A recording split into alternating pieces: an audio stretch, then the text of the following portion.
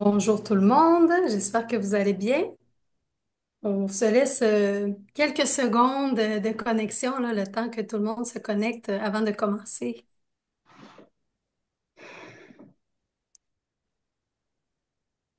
Fantastique. Je pense que tout le monde a pu accéder tranquillement mais sûrement.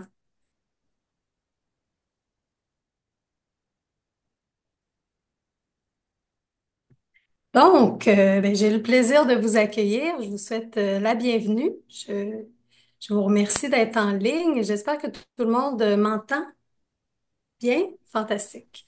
Donc, voilà, je vous souhaite la bienvenue au panel Changer le monde, un mandat à la fois. Témoignage de nos volontaires. C'est un panel qui est présenté par Souko dans le cadre de la Semaine du développement international. Pour celles et ceux qui ne me connaissent pas, donc je me présente, je suis Marie-Hélène Roy, chargée de projet au volontariat chez Souko, donc depuis maintenant 1 an et demi.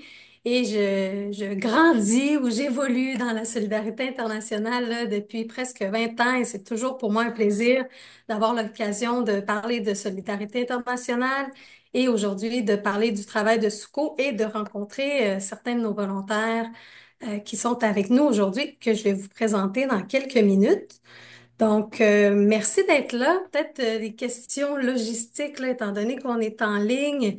D'abord, peut-être vous mentionner que le panel en ce moment est enregistré. Normalement, il y a un petit icône en haut à droite là, sur lequel cliquer OK, comme quoi vous acceptez. Ne paniquez pas, les personnes qui seront filmées, en fait, seront les personnes qui vont prendre la parole. Donc, nous sommes épinglés, là, les personnes panélistes. Et je vous invite à fermer votre micro là, pour qu'on puisse, si vous ne posez pas de questions durant le panel, là, comme ça, on peut mieux s'entendre. Mais quand même, je vous invite, si le cœur vous en dit, à ouvrir vos caméras, étant donné que on est peut-être aux quatre coins du Québec ou aux quatre coins du monde et du pays. Donc, ça fait toujours chaud au cœur là, de voir les gens aussi qui sont avec nous et qui se sentent à l'aise de mettre leur caméra. Et d'ailleurs, si le cœur vous en dit, je vous invite à peut-être nous mentionner dans le chat de où vous êtes. Ce serait intéressant de savoir s'il y a des gens qui sont de Montréal ou de l'extérieur de Montréal ou même se situent dans d'autres pays. Donc, c'est toujours un plaisir de savoir qu'on est aussi en présence de toutes sortes de personnes à travers le monde. Donc, avant de commencer, en fait, j'aimerais faire une reconnaissance territoriale. Donc, on aimerait commencer cette rencontre, en fait, en reconnaissant qu'on est ici situé, pour les gens qui sont situés à Montréal en ce moment, on est situé sur un territoire qui a été habité au fil de l'histoire par différentes nations autochtones. Et celles-ci ont été les gardiennes des terres et des eaux sur lesquelles on se réunit.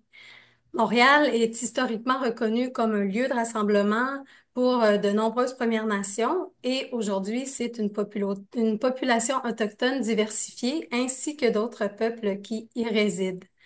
C'est dans le respect des liens avec le passé, le présent et l'avenir qu'on reconnaît les relations continues qu'ont entretenues et continuent d'entretenir en ces lieux les peuples autochtones et autres personnes de la communauté montréalaise. Donc, pour Souko, au-delà de cette reconnaissance territoriale, on est convaincu que c'est essentiel à travers notre travail et les différents projets qui sont portés de nous assurer d'écouter toutes les voix, dont celles des communautés autochtones, des communautés du Sud, des jeunes et des femmes. Donc voilà, et par le fait même, étant donné que nous parlons de territoire, j'en profite pour saluer les gens qui sont là. Je vois Montréal, Shawinigan, Chicoutimi, Sénégal, Pérou, Toronto, Montréal, fantastique. Ça fait, j'imagine qu'il y a d'autres gens aussi de d'autres lieux. Donc vraiment, soyez les bienvenus. C'est vraiment un plaisir de se voir aujourd'hui. En fait, le panel qu'on organise, c'est l'occasion de mettre en lumière le parcours de différentes personnes volontaires qui s'impliquent chez Souko. Donc, ces personnes sont avec nous, elles vont nous partager leur expérience, en fait, et puis éventuellement, vers la fin du panel, vous pourrez poser aussi des questions si le cœur vous en dit. Donc, comment ça se passe aujourd'hui? On a choisi de faire ça sous forme de panel de discussion, en fait, puis d'y aller vraiment sous forme de discussion. Alors, j'aurai quelques questions pour nos personnes invitées. Puis, comme je l'ai dit, à la fin, vous pourrez nous partager vos questions. Si l'idéal pour les questions, je vous invite à les garder pour la fin, mais si vous avez vraiment un élan de spontanéité, n'hésitez pas à les mettre dans le chat. Mon collègue François qui est avec nous va pouvoir rapatrier toutes les questions ensemble, là, puis me les envoyer pour la fin, la période de questions, en fait. J'espère que je n'ai rien oublié au niveau de la logistique. Je crois que ça va. Donc, si ça vous va, avant que je présente en fait nos invités, je prendrai quelques minutes pour présenter Souko et aussi le programme de coopération volontaire. Peut-être que certaines personnes sont plus familières que d'autres, peut-être certaines personnes connaissent Souko, d'autres qui se joignent parce que vous avez vu l'événement passer sur les différents réseaux, etc. Donc, pour ce qui est de Souko, en fait, c'est une organisation de solidarité internationale qui existe depuis 1961 déjà. Je n'étais pas encore née. Donc, il y a de cela plusieurs années, là, Souko travaille, dans le fond, comme organisation de solidarité internationale pour soutenir les collectivités dans l'amélioration de leurs conditions sociales, économiques et environnementales. SUCO veut dire en fait solidarité, union, coopération. C'est un acronyme là, de notre. C'est ce que veut dire notre acronyme finalement. Et notre organisme travaille principalement sur trois thématiques, donc la résilience au changement climatique, les systèmes alimentaires viables et les droits et participation des femmes. Donc, on appuie il y a une programmation internationale, en fait, avec différents projets qui sont portés par des partenaires dans différents pays en Afrique de l'Ouest et dans les Amériques. Et on a le programme de volontariat international dont on va parler aujourd'hui. Et il y a aussi des activités de mobilisation là, qu'on porte ici au Québec et au Canada dans l'objectif de promouvoir des actions de changement. Donc, ce qui nous amène à parler du programme de coopération volontaire, c'est en fait un programme qui est financé par Affaires mondiales Canada, qui est le bailleur de fonds. Donc, c'est un programme qui dure 8 ans, qui a commencé en 2020, tout autour de la pandémie, et qui se poursuit jusqu'en 2028. Donc, l'objectif du programme de coopération volontaire, c'est de contribuer au bien-être économique, social des personnes les plus pauvres, les plus vulnérables et marginalisés, en particulier les femmes et les filles, en vue de contribuer aux objectifs de développement durable. Donc, ce programme-là permet en fait de faire du renforcement de capacité tant auprès d'individus, des organisations de la société civile et c'est ça, des différentes organisations là, qui sont appuyées par SUCO. Et c'est plusieurs Canadiens, Canadiennes qui participent à ce programme et s'impliquent là, de façon active en appui aux partenaires dans une perspective de transformation sociale. Donc, chez Souco, pour le programme PCV, en fait, qu'on appelle Programme de volontariat volontaire, c'est environ 400 mandats entre 2020 et 2028 là, qui ont été réalisés ou qui seront réalisés. Donc, 400 mandats sur différents domaines, que ce soit en environnement, égalité femmes-hommes, gestion de projet, communication, toutes sortes finalement de domaines, tant que ça répond finalement aux objectifs de SUCO, aux objectifs du programme, du bailleur de fonds AMC et bien sûr, tant que c'est fait en fait en collaboration, les mandats sont développés en collaboration avec les partenaires pour s'assurer que ça répond aux besoins des partenaires. Donc, les mandats se réalisent dans différents pays d'intervention. Donc, chez Souko, on a 9 pays d'intervention en Afrique de l'Ouest, le Sénégal, Togo, Bénin, Côte d'Ivoire et Burkina Faso. Et du côté des Amériques, les pays sont Honduras, Nicaragua, Guatemala et Pérou. Donc, ça fait le tour un peu au niveau du programme de volontariat. On a des mandats qu'on appelle long terme, qui sont de 12 mois. Il y a des mandats qui sont des mandats de court terme, de 3 à 9 mois. Et on a aussi des mandats virtuels, donc que vous pouvez réaliser du confort de votre salon, dans vos pantoufles. Bref, on en a pour différentes réalités. Et aujourd'hui, j'ai déjà beaucoup parlé, mais ce sera pas moi qui va parler tout le reste du panel. Bien sûr, je veux faire l'espace à nos invités. Donc, je leur souhaite la bienvenue. Je vais maintenant les présenter. Ce sera eux et elles les mieux placés de parler justement de l'expérience de volontaire. Donc, j'accueille aujourd'hui Eliezer Ake, qui est ancien volontaire en mobilisation des ressources et développement philanthropique et qui a fait son mandat au Bénin. Donc, bienvenue Eliezer. Merci. Et on accueille aussi Awa Diop, qui est actuellement représentante pays au Sénégal. Donc, bienvenue à toi, Awa. Merci. Bonjour tout le monde. Et on accueille aussi Olivier Sadoung Noubossi, qui est présentement volontaire virtuel en élaboration de projets avec collaboration avec des partenaires du Togo. Bienvenue, Olivier. Merci. Bonjour à tout le monde. Donc, ça me fait plaisir de vous accueillir. Puis, comme je l'ai mentionné, l'idée, c'est vraiment d'avoir sous forme de discussion pour mettre en lumière comment se passent les expériences de volontariat? Qu'est-ce que ça veut dire faire un mandat finalement de volontariat international? Qu'est-ce que vous avez appris à partir de vos expériences? Bref, donc je vais lancer une première question pour, disons, comme on dit des fois, casser la glace ou bref, nous introduire tout le monde. Donc, ce que je voudrais lancer en fait comme première question, c'est de savoir un peu comment vous avez été amené au volontariat international. J'ai nommé vos titres de mandat en fait, mais qu'est-ce que fait en fait qu'un bon matin vous vous êtes réveillé puis vous vous êtes dit, ah, moi je veux faire un mandat virtuel où j'ai envie d'être représentant de pays au Sénégal, où j'ai envie d'aller appuyer des partenaires en mobilisation de ressources au Bénin. Ça a été quoi la première motivation qui vous a amené vers cette expérience de volontariat?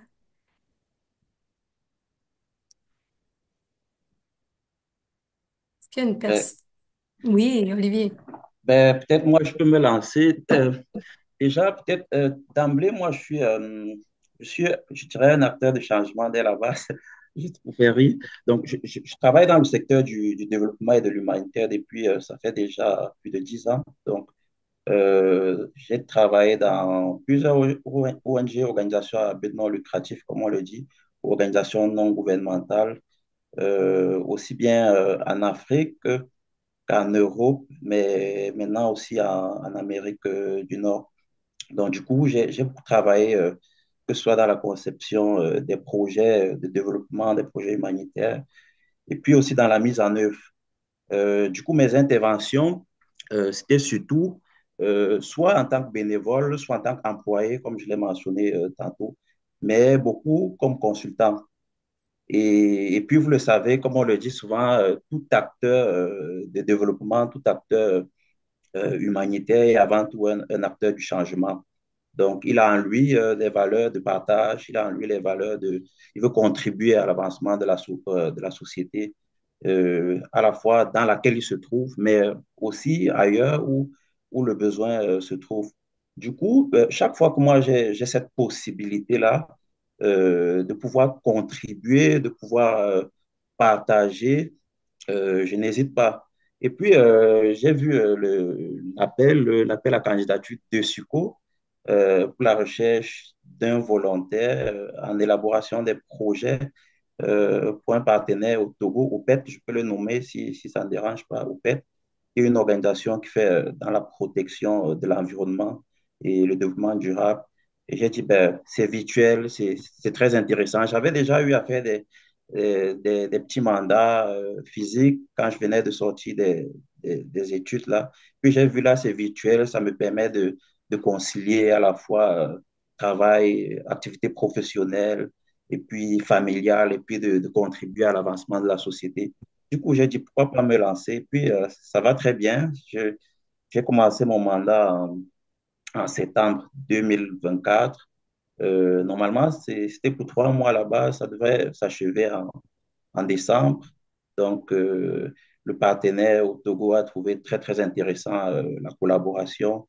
Bien il y a eu beaucoup de défis qu'on va peut-être mentionner plus tard, qui ont fait en sorte que tous les objectifs n'ont pas été atteints. Donc, le partenaire au Togo a souhaité donc que ce mandat soit prolongé. Donc, présentement, je suis en mandat virtuel avec le partenaire jusqu'à mars.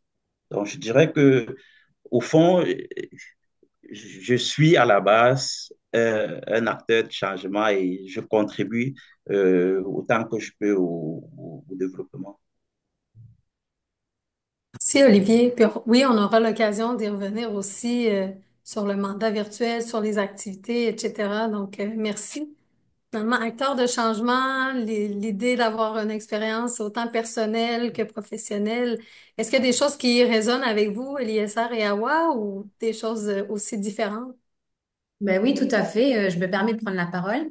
Alors, mon expérience est un petit peu différente de celle d'Olivier, mais je dirais que déjà plus jeune, j'étais aussi peut-être actrice du changement. Plus dans le bénévolat, j'avais contribué à différentes activités associatives dans le pays duquel je suis originaire, à savoir le Sénégal. Donc, j'avais déjà en moi cet élan solidaire. Alors, c'est sûr que Suko, ça arrivait un peu. Ce qui est drôle, c'est que j'avais une amie qui était déjà en mandat à Sucro, dans le cadre du PSIJ, qui était un programme un peu comme celui du PCV, mais pour des jeunes, c'est un programme de stage. Et en discutant avec elle, elle avait l'air de faire des activités particulièrement intéressantes. Elle travaillait, elle était en mandat à l'époque avec une organisation qui est aujourd'hui partenaire de Succo, qui est le WILDAF, une organisation de femmes féministes. Et puis elle me parlait d'activités particulièrement intéressantes qu'elle faisait, de plaidoyer qu'elle aidait à mettre en place, de documents intéressants à élaborer. Et je me suis dit, je me suis intéressée en fait à ça. Et c'est là qu'elle m'a parlé de SUCO. Donc j'ai découvert SUCO en tant qu'organisation internationale de coopération et que je me suis intéressée un peu plus à ce que SUCO faisait. Et dans la même lancée, il y avait un mandat en communication qui était en ligne à cette période-là. Et elle m'a dit, écoute, si ça t'intéresse ce que je fais, je pense que tu pourrais peut-être dans tes cordes parce que j'ai un bagage en communication à la base. Donc, j'ai postulé à la base pour un mandat en communication auprès d'un partenaire pour un mandat dédié que j'ai adoré. Et c'est un peu comme ça que j'ai été piquée par la coopération et que je suis restée à Sucro, que j'ai pu faire ce mandat-là avec ce partenaire vraiment qui a été pour moi une ouverture et un apprentissage et une expérience hors du commun. Et c'est ça qui m'a amenée aujourd'hui à rester dans la famille Sucro et puis à prendre d'autres postes, notamment celui de représentation de pays. Donc voilà. Donc merci à Aïda. Je ne sais pas si elle est connectée, mais une ancienne de Succo qui m'a ramenée ici et qui m'a fait goûter aux joies de la coopération. Fantastique. On rencontre toujours les bonnes personnes au bon moment pour nous Tout à amener fait. finalement à notre prochaine expérience. Mais on sent la fibre d'implication finalement. Merci, Awa. Et Eliezer, je te prêterai la parole. Bonjour à tout le monde encore une fois. Ben, moi, personnellement, j'ai beaucoup fait de volontariat dans ma vie. J'ai toujours ressenti le besoin d'avoir un peu de temps pour faire du volontariat depuis mes années universitaires, hein. Donc, j'ai travaillé avec plusieurs organisations, dont Révolution Espoir au Nouveau-Brunswick, pour donner des cours de musique gratuitement à la communauté. J'ai travaillé aussi dans des hôpitaux. Après une dizaine d'années au Canada, sans sortir de cet environnement professionnel, j'ai ressenti le besoin de me confronter à de nouveaux défis, nouveaux défis professionnels. Et j'ai remarqué comme ça sur LinkedIn qu'il y avait plusieurs de mes anciens collègues de classe qui avaient fait de la coopération internationale. Et j'en avais parlé. À cette époque-là, je n'étais pas encore résident permanent, donc j'ai attendu mon opportunité et quand la porte s'est ouverte, j'ai postulé.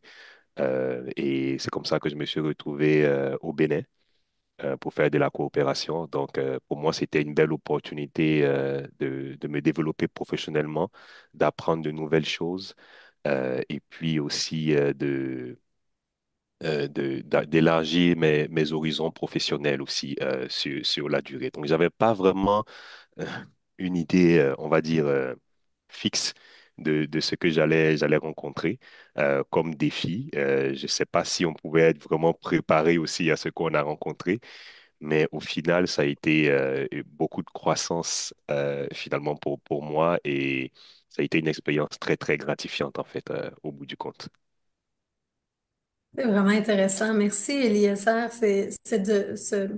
Cette possibilité d'apprendre finalement sur soi, sur les autres, sur le monde finalement dans lequel on vit, ça nous remet beaucoup en question. J'ai l'impression, ces expériences de volontariat, ça nous amène à élargir vraiment nos horizons. Ça serait intéressant maintenant peut-être plus de passer sur vos mandats. Là, on sent qu'est-ce qui vous a motivé à vivre cette expérience-là, à vous impliquer. On sent aussi, ben, pour reprendre le terme d'Awa, l'élan solidaire. J'ai bien aimé ce terme.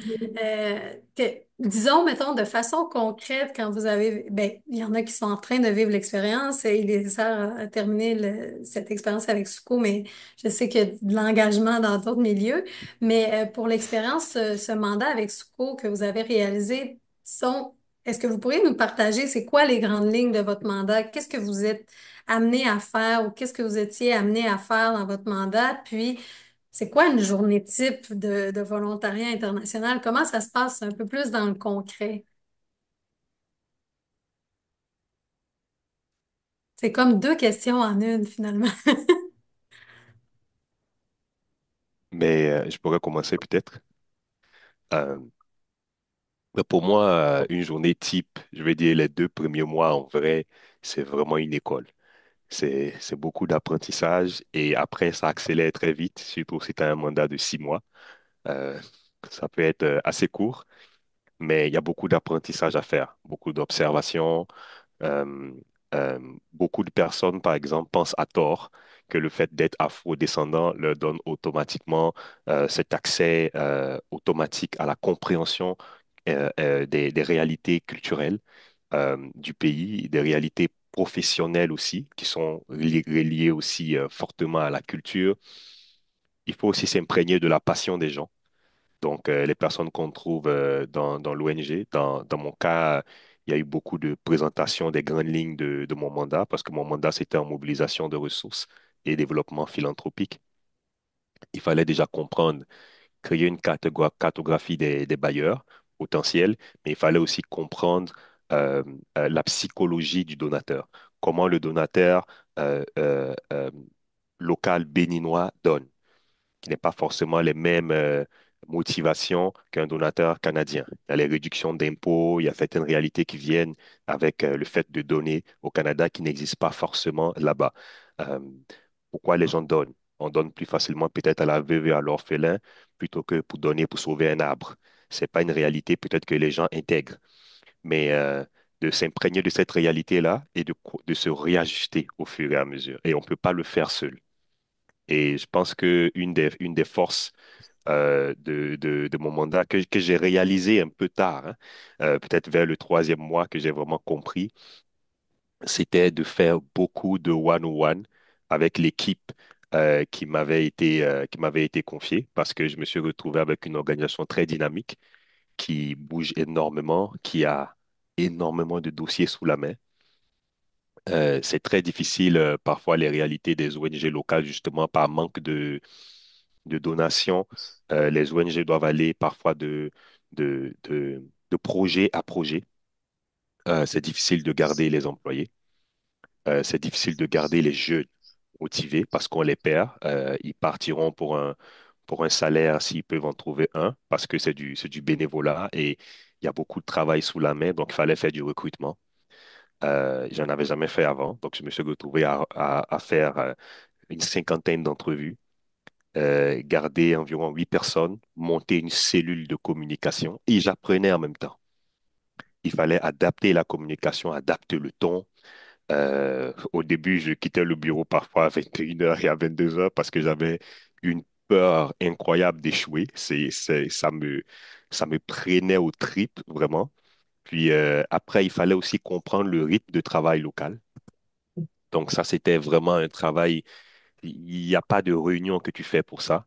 Il faut comprendre l'environnement. C'est des discussions que tu ne peux avoir que pendant la pause autour d'un repas d'Aïmolou, hein, parce que personne ne va te dire les choses telles quelles. Et il faut parfois aussi briser la glace. Donc, ça, c'était aussi beaucoup de travail interpersonnel qu'il fallait faire parce que tu comprends que si tu es perçu comme l'expert, ben, tu es isolé dans ton expertise. Et le volontaire, il n'est pas nécessairement un expert qu'on envoie pour changer le monde, hein. C'est surtout, j'ai envie de dire, c'est surtout un apprenant qui a l'opportunité de grandir au contact de nouvelles techniques et partager aussi son expérience par la même occasion. Euh, et c'est cette solidarité, ce brassage culturel et professionnel-là qu'on arrive à réaliser de grandes choses. Autrement, on serait quand même complètement déconnecté de nos missions. Donc, c'est avec cette approche-là qu'on a pu mettre en place des événements de donation. On a pu monter une cellule de communication qui fonctionne. Jusqu'à date, on est encore en contact. C'est devenu des amis finalement parce que c'était le meilleur moyen de fonctionner. On a organisé un 5 à 7, un événement 5 à 7 aussi pour trouver des donataires. On a vendu des affaires, des stylos, des gadgets promotionnels. On a récolté des dons spontanés. On a travaillé aussi sur des projets qu'on a mis au réfrigérateur en attendant qu'on ait l'espace-temps pour les lancer, mais ils sont déjà prêts parce que la réalité et la conjoncture ne nous permettaient pas nécessairement de tout lancer d'un coup. Mais un point que j'aimerais vraiment mentionner, j'ai été énormément touché par le niveau de passion des jeunes qui travaillent, le nombre d'heures qu'ils mettent. C'est incroyable, c'est ridicule ce nombre d'heures. Et il y a vraiment un manque de donation. Et ça prendrait juste un peu de donation pour les maintenir là. Parce que de voir une ONG dynamique qui se bat aussi fort, perdre régulièrement un comptable, parce qu'on ne peut pas continuer forcément de l'assumer, ou perdre quelques volontaires parce qu'ils ont besoin d'être appuyés. C'est quand même un peu, ça fait un peu mal au cœur, mais il y a beaucoup de talent local et c'était quand même finalement, c'était très riche quand même. Donc, on a fait beaucoup de grandes choses, on n'a pas pu tout réaliser, mais je pense qu'on a quand même mis en place de bonnes balises pour les prochaines personnes qui vont rentrer dans le mandat éventuellement, parce que c'est un travail de chaîne.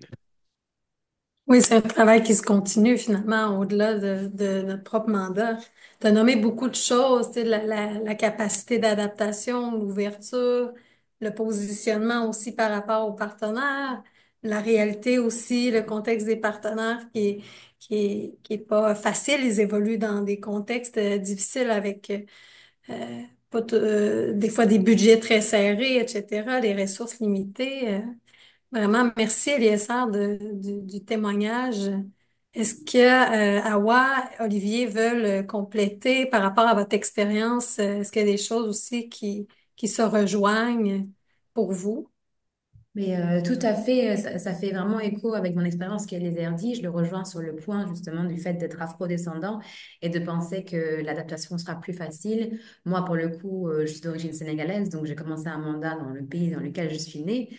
En ayant travaillé, étudié ailleurs, je suis venue avec des acquis, peut-être en pensant que tout serait simple et que je connaissais déjà le milieu. Et c'est vraiment très intéressant parce que je me suis découverte et j'ai redécouvert mon pays, j'ai redécouvert la culture, j'ai redécouvert des mentalités. Et mon premier mandat, comme je vous disais tantôt, a été un mandat en communication. Donc, j'ai eu un mandat d'un an en communication avec un partenaire qui s'appelle Endapronat, qui a été une expérience mais des plus enrichissantes.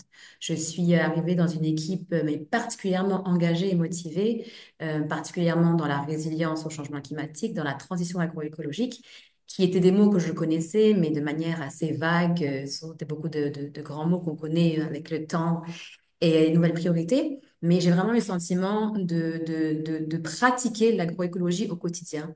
Alors, c'était vraiment une découverte particulièrement enrichissante pour moi, d'accompagner les partenaires sur le terrain au quotidien, de faire des missions dans des régions que vous ne pouvez pas imaginer découvrir un jour, de voir des communautés, des personnes dans des milieux différents des miens, avec des pratiques différentes, mais complètement étrangères à ce que j'avais même pu imaginer.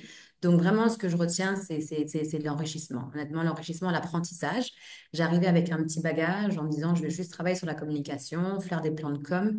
Et je me suis rendu compte que j'ai appris tout ce que je pouvais, tout ce que je n'aurais jamais pu imaginer sur l'environnement, sur l'agroécologie, sur des personnes, des personnalités. J'ai rencontré énormément de grands noms du milieu, local, sous-régional, en ayant l'opportunité de participer à différentes activités, des organisations, des réunions, rencontrer des bailleurs. Et c'était vraiment quelque chose de très riche. Donc cette expérience-là, en tant que volontaire en communication, a été pour moi une ouverture. Et c'est vraiment ça qui m'a donné envie de rester à Suco et de continuer un petit peu plus.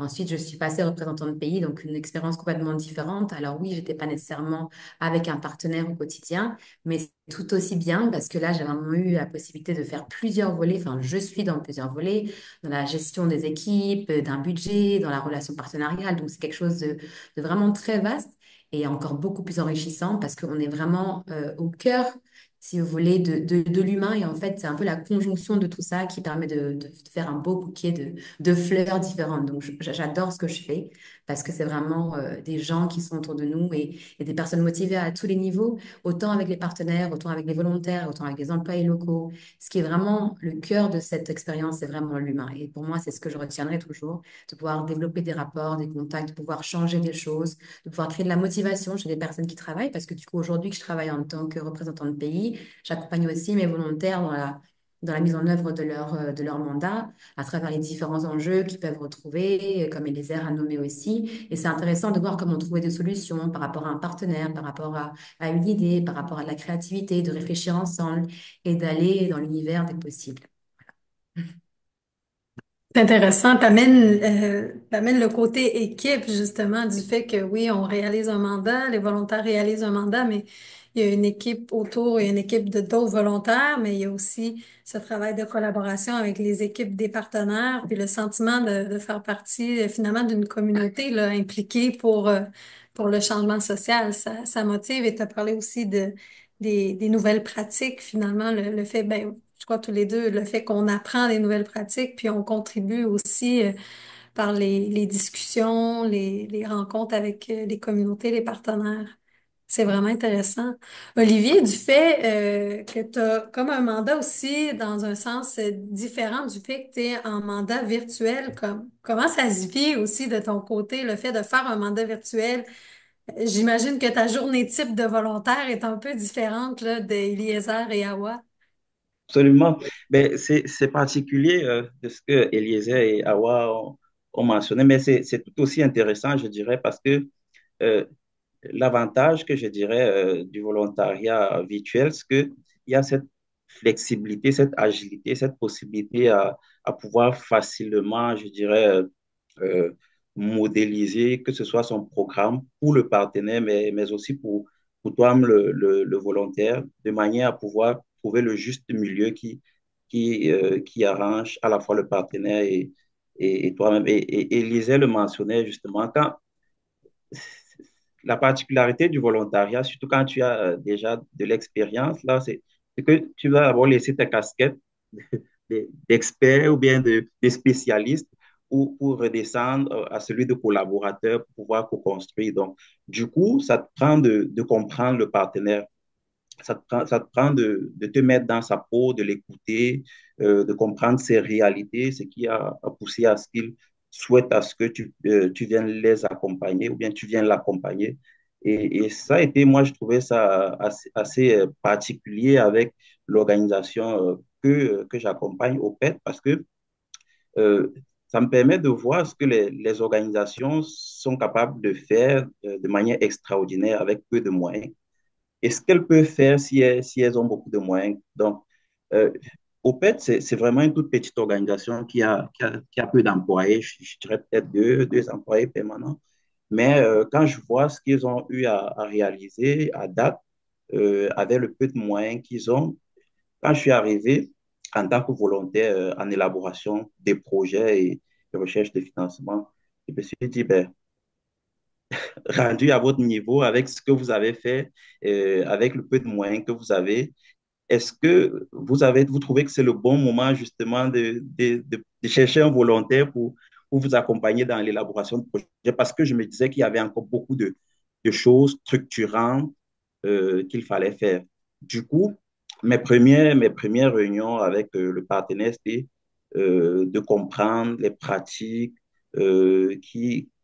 qui guide du moins la vision de l'organisation, ce qu'eux, ils veulent quand ils disent, ben, nous, on veut un volontaire qui va nous accompagner dans l'élaboration des projets, quelle est leur vision derrière, est-ce qu'ils ont déjà des projets, là, je le dis vraiment de manière terre à terre, est-ce qu'ils ont des projets en interne sur lesquels ils aimeraient qu'on les soutienne dans la rédaction, est-ce qu'ils ont des outils en interne pour pouvoir préparer la recherche des financements.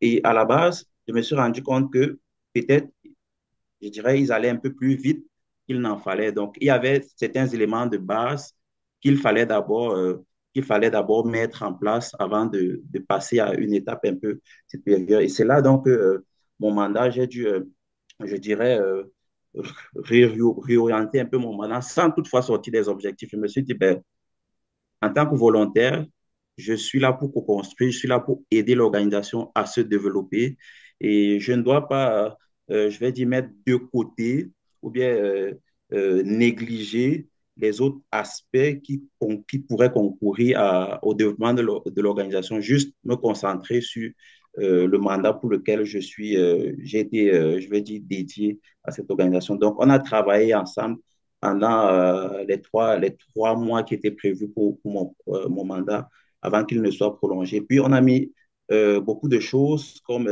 des outils de suivi des appels à projets. On a organisé des séances de formation, des études de cas de projets qui ont été faites à la suite des exemples de rédaction de projets qu'on a fait. Donc, je dirais que c'est, c'est, c'est vraiment intéressant de travailler à distance parce que ça permet de concilier ce volet professionnel, mais aussi familial. Moi, ça me permet d'être agile. Je peux programmer la rencontre le week-end avec le partenaire. Je peux euh, programmer la rencontre en matinée ici, c'est peut-être 4 heures, 3 heures ici pendant que le partenaire, c'est très tôt le matin. Je peux avoir des congés et puis j'organise la rencontre avec le partenaire. Donc, c'est assez facile, je dirais, c'est assez flexible pour nous autres volontaires virtuels. Du coup, la C'est facile. réalité est tout aussi différente de celle de Hawaï et Eliezer, qui sont vraiment, bien qui ont été vraiment au contact avec le partenaire, qui vivent au-delà de l'accompagnement, mais qui sont vraiment, qui ressentent la chaleur humaine, qui voient les réalités de près, qui vivent vraiment comme s'ils étaient vraiment au sein de l'organisation. Donc, ce n'est pas totalement la même réalité avec le volontaire virtuel, mais aussi c'est aussi riche parce que ça permet de comprendre en tant que volontaire virtuel que des organisations peuvent faire beaucoup avec très peu de moyens.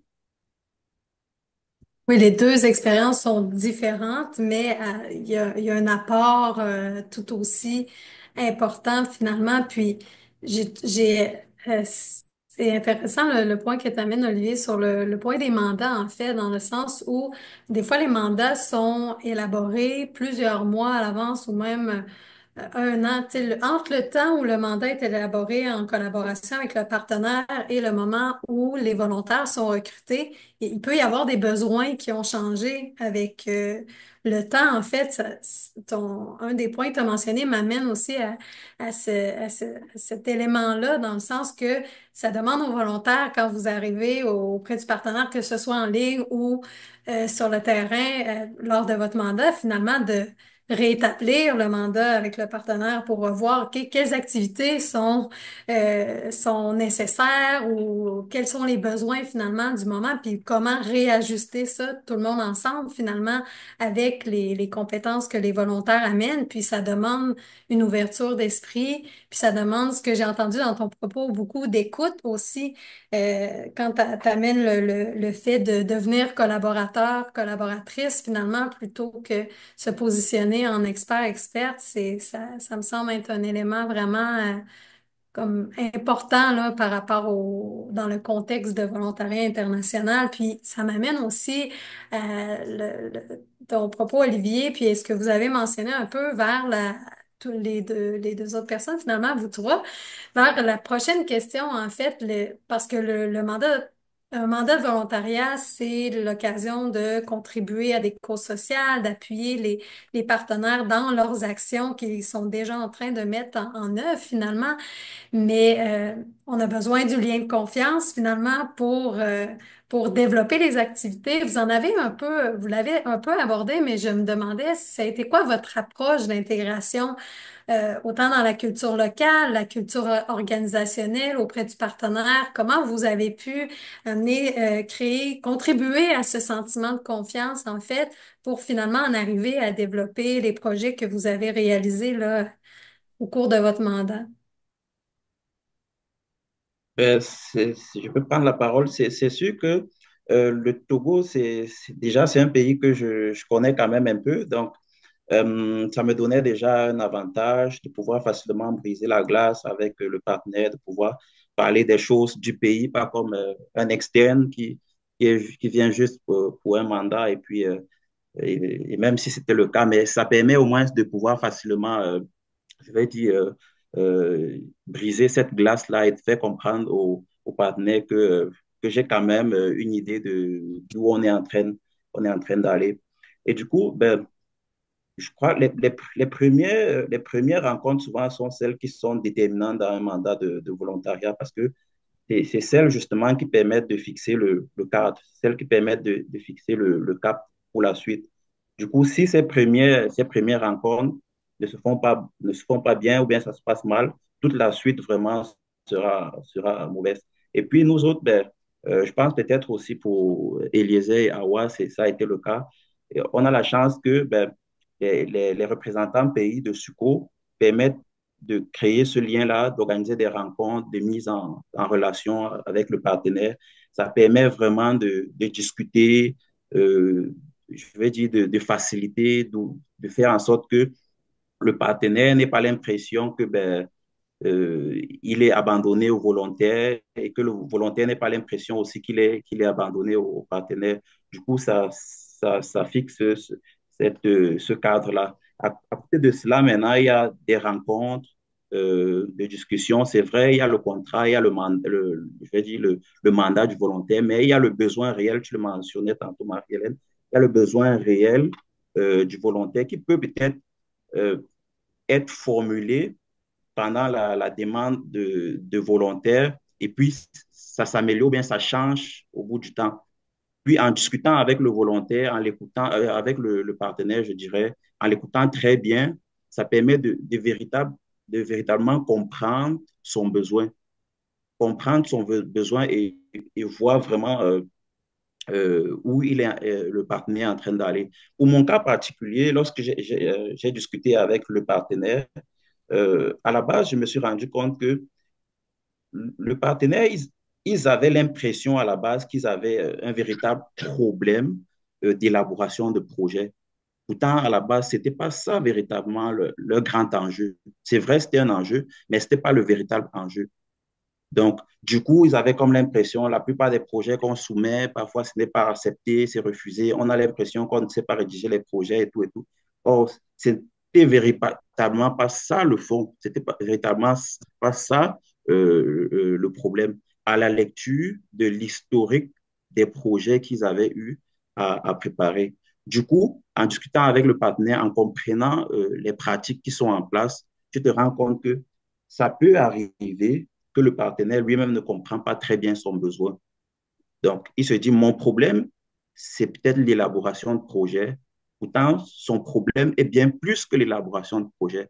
Son problème peut être la mise en place d'un cadre ou bien des outils qui vont faciliter la recherche de financement ou bien la veille pour la recherche des bailleurs qui vont les aider à pouvoir trouver des financements pour des projets qu'ils en ont déjà.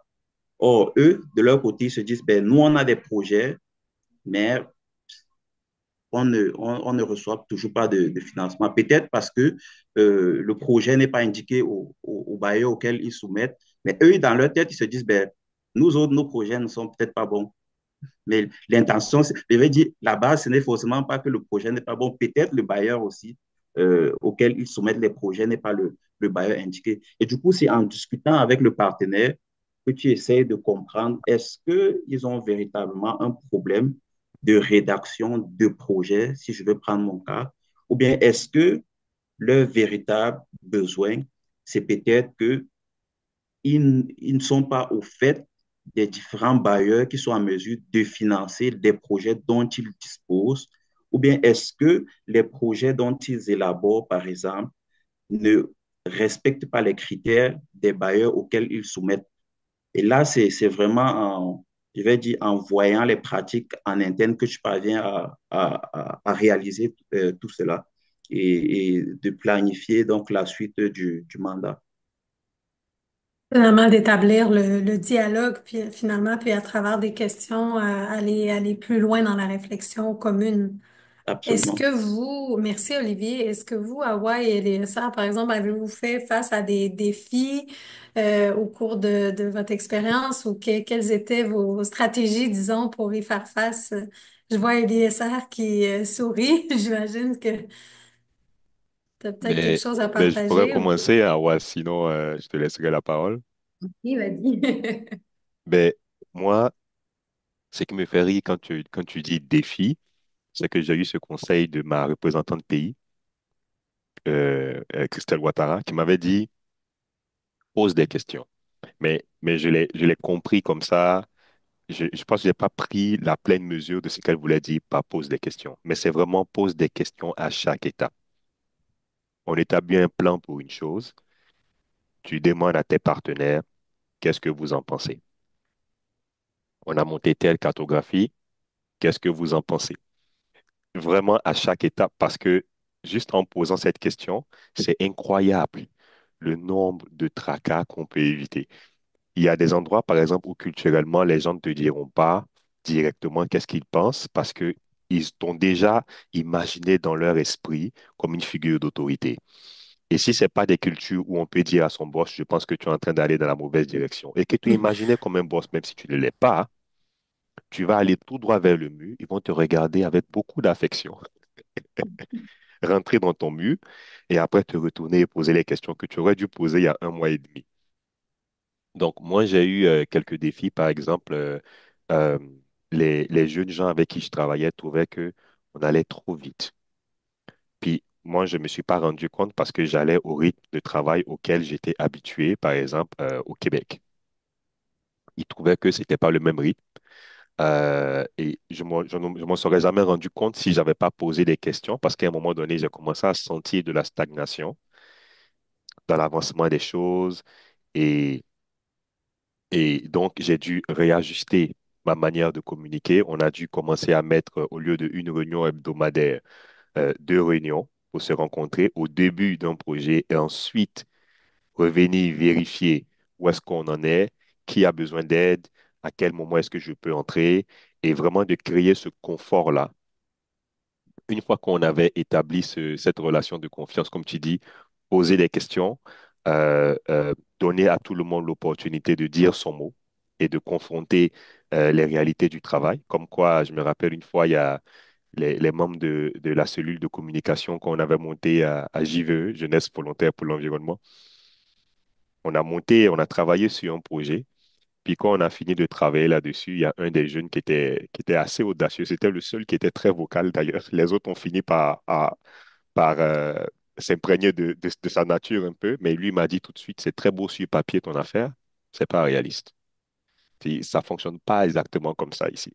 Et ça m'a mis vraiment la puce à l'oreille parce que, comme je disais, tu peux être complètement déconnecté de ta mission si tu n'intègres pas la manière de faire les choses. Et c'est très subtil parce que c'est vrai qu'on a notre induction avant de venir. Donc, on nous explique un peu les grandes lignes. Mais j'ai dit, il y a l'induction, et je disais comme ça, je rigolais avec ma représentante pays, je disais, il y a l'induction, puis quand tu arrives, il y a le baptême. Et ça, c'était vraiment le moment pour moi où je suis vraiment devenu un coopérant, parce qu'il fallait maintenant rentrer vraiment dans les bottes euh, du partenaire. Et un peu, moi, ce que j'ai expérimenté, c'est que vraiment pour mieux fonctionner, c'est vrai il y a cette, d'un point de vue technique, plutôt administratif, il y a cette séparation, plutôt c'est une coopération, donc c'est un lien entre le siège et puis le coopérant et puis le partenaire. Mais dans mon cas, ce qui m'a un peu aidé à avancer un peu mieux, c'était de devenir plus ou moins un employé. Il fallait vraiment rentrer à 100% dans la culture de l'organisation, s'imprégner de toutes les difficultés, s'imprégner aussi de la façon de faire et surtout ne pas, je vais dire, de ne pas trop prendre d'avance sur les réalités de l'organisation. Parce que comme je disais, on pouvait être en train de travailler sur mon mandat, mais L'ONG est tellement débordée avec les nombreux appels à projets sur lesquels on travaille, les projets pour lesquels on a déjà reçu financement, pour lesquels un matin, tu arrives, la moitié de l'équipe est allée en mission pour aller exécuter le projet dans un village très reculé. Il y a tellement de choses qui se passent en même temps que parfois tu as une petite fenêtre d'exécution et il faut savoir l'utiliser de la meilleure des façons. Sinon, si tu la perds, tu peux prendre une semaine et demie de retard. Et une semaine de retard dans un mandat de 6 mois, c'est capital. Donc, comme j'ai dit, pour moi, c'était beaucoup plus une école qu'autre chose, hein. C'était énormément d'écoles, beaucoup d'écoles d'humilité, beaucoup d'écoles aussi de prise de risque. Et puis, ouais, en gros, c'est ça que je peux dire, hein. C'est en termes de difficultés, les différences culturelles, les différences de la culture d'entreprise, comprendre la culture de l'ONG, comprendre aussi, parce qu'il y a la culture de l'ONG, il y a aussi la culture de la direction. Et ça, je ne savais pas que ça existait. Enfin, je me suis rendu compte que ça existe parce que maintenant, je suis revenu au Canada, je le vois maintenant. Mais il fallait que mes yeux s'ouvrent à cette réalité-là. Et puis, comment est-ce que, en tant que membre ou employé, j'arrive à jumeler ces deux choses-là pour fonctionner de la meilleure des façons. Sinon, il y a blocage à un moment donné et puis tu ne sais pas où la communication ne se fait pas, mais tu as du mal à avancer juste parce que tu n'as pas intégré ces deux réalités-là. Donc, pour moi, c'est un peu ça. Et Eliezer, est-ce que à Watt, ça va un peu dans le même sens ou ton expérience est différente? Puis peut-être en quelques minutes, puis après, je vais y aller avec une ou deux dernières questions là, avant qu'on passe à la période de questions. Oui, ben, parfait, rapidement. Ben, comme je disais, moi, j'ai eu l'occasion de vivre un petit peu ce qu'est le désert et Olivier en tant que volontaire dédié chez un partenaire. Et puis, c'est sûr que mes défis étaient différents en tant que représentant de pays. Donc, aujourd'hui, dans mes fonctions, c'est un petit peu de ma part d'accompagner les volontaires à se trouver une place auprès des partenaires, entre autres, et aux partenaires à comprendre un peu comment travailler ensemble. Donc, c'est sûr que le défi se pose un peu sur la compréhension des termes. On parle de collaborateurs, de collaboratrices, on parle de conseillers, conseillères, on parle de coopérants, coopérantes. Et quand les ententes sont faites entre Sucro et les organisations partenaires, tout est très clair sur le papier, mais une fois que la personne volontaire arrive en mandat, c'est de se dire qu'est-ce qu'elle fait là, qu'est-ce qu'on fait ensemble, qu'est-ce que je fais, qu'est-ce que je fais pas et comment se fait la collaboration. Donc c'est sûr que ça peut être, il peut y avoir des enjeux pour la personne volontaire qui vient chez le partenaire, de vouloir dérouler une ligne directrice, de faire les choses de manière assez linéaire. Et le partenaire en face va se dire, mais c'est pas comme ça que ça se passe. Il y a des équipes à intégrer, il y a des défis aussi de temps, de culture.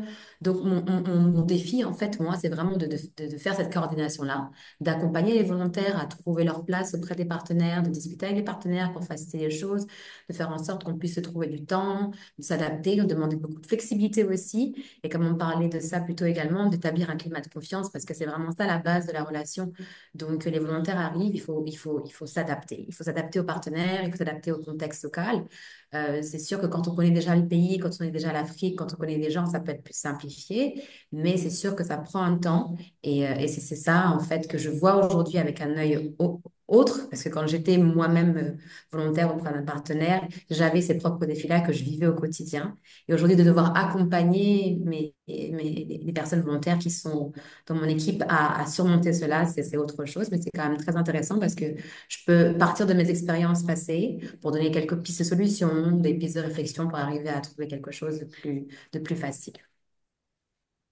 Exactement. Ton expérience te permet d'accompagner les volontaires puis de comprendre aussi ce que eux vivent à travers quelles étapes ils passent. Puis, j'imagine, tu peux leur apporter des conseils un peu comme Eliezer le mentionnait, sa représentante Christelle qui avait mentionné, pose des questions, c'est que ça devient quasiment comme un mantra ou comme une phrase que on se répète à chaque étape finalement. Mais c'est les conseils des personnes représentantes de pays sont toujours les bienvenus parce que vous connaissez la culture locale, les organisations, le contexte, puis vous avez l'expérience.